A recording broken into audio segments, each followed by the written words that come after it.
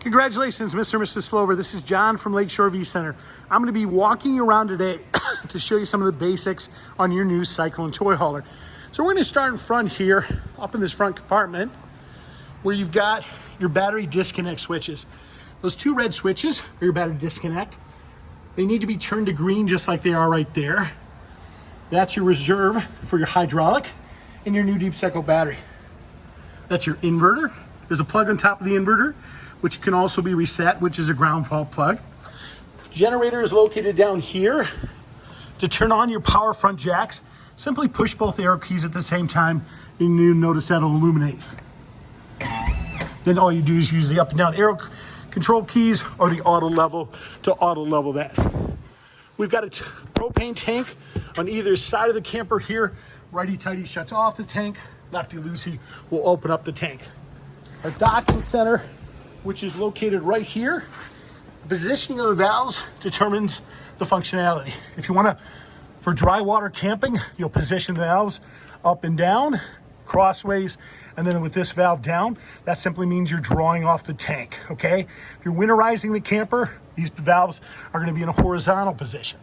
Fresh water fill is located right here. Black tank flush is right here. Hot and cold faucet here. And this turns on and off your pump right there. There's an additional battery disconnect switch here. That's green now.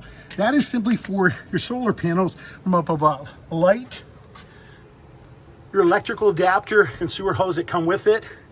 This is where you run all the cords to. Your valves are located here for your waste valves. They're located inside that compartment. Do keep the little ones away from the exhaust as a furnace, as it can become hot. We do check the lug nuts on your tires after the first 250 miles. It is a good idea to retighten those lug nuts so you won't run into problems. Down here is your discharge for your sewage and waste, which is where you hook up the sewer hose. Your hot water heater is controlled from the inside of the camper. We're going to show you that on the inside. This is an additional black tank flush, additional valves, and an additional sewer discharge. This is where you fill the fresh water tank, where you discharge the fuel from the onboard fuel cells. That's a discharge nozzle. Front tank is for your generator, back tank is your reserve tank, and that's simply where it's turned on from. Power cord wheel is here.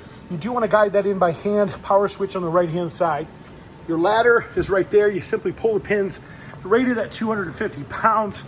So that's good to keep in mind so as not to exceed that. Simply rotate, flip the handles out in your patio.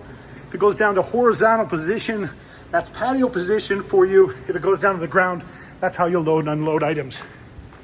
Down here are your steps for your patio.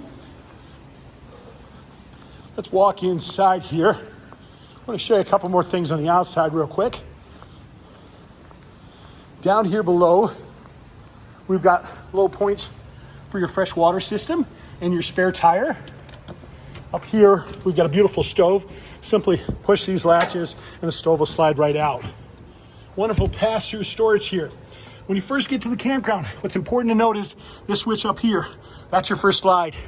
You do have to push that button to get that primary slide out so you can walk inside the camper. Here's your auto changeover valve. Notice the green on that? That just indicates propane tank slide. Our lines are full.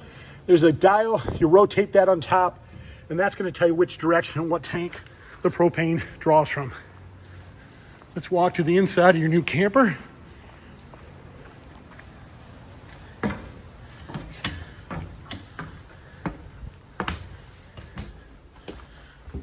Okay, your main control center is right here.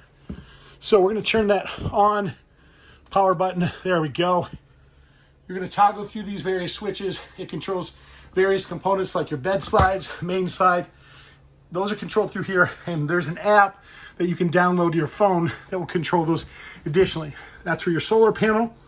This turns on your overhead lights, turns on your inverter, slides your slide out rooms in and out with that. These are additional heaters for your Yeti package. You only need to turn those on if you're in sub-zero conditions. Thermostats, you have 3 of these throughout. You're gonna push that a couple times, a snowflake appears. Use the up and down arrow keys for desired temperature. You wanna go to heat, push it again.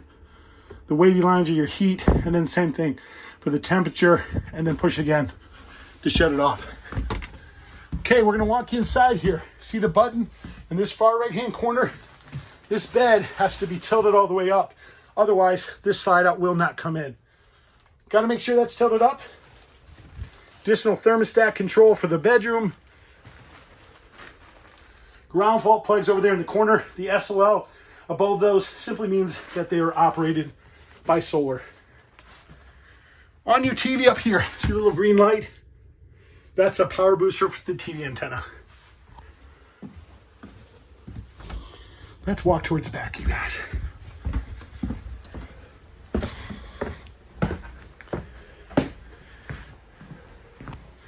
Keys are located around your kitchen faucet. When you go to operate your stove, real simple, it's spark ignition. Simply rotate the dial. The spark igniter will kick that right on, and we'll light that for you. Make sure, of course, you get that out of the way. Overhead light, power vent fan. That's the power vent fan right above us. Your refrigerator, the controls for the refrigerator are located right on the side of the refrigerator. Real straightforward to adjust the temperature. These are ram airs. They allow fresh air into the camper squeeze, push forward to operate those.